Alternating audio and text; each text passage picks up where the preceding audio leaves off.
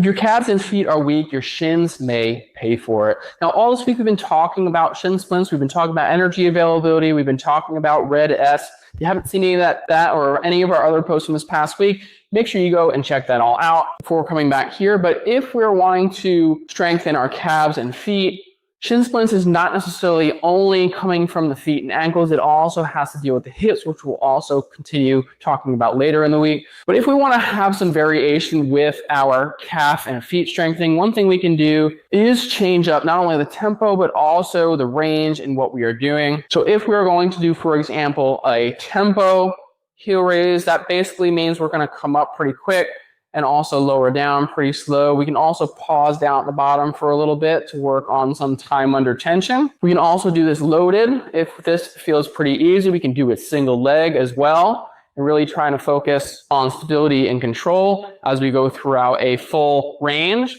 And we can also really focus on that eccentric or that lowering portion, the load, acceptance, and capacity aspect for when we are coming in contact with the ground when we're running. And one other thing we can do for an isometric kind of hold is a running stability exercise where we are keeping our knee bent. We are balancing off the edge of a step with our toes drilled into the ground. We're up off of our heel.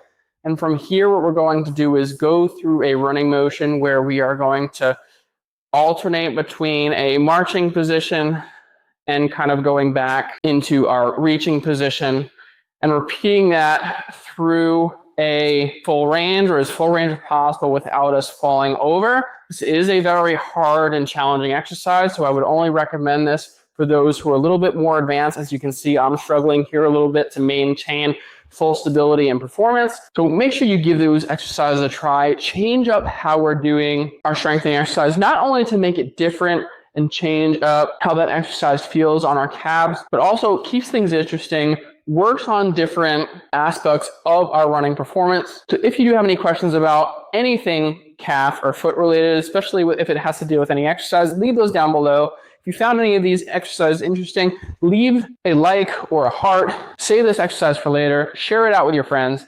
Like and follow for more. See you in the next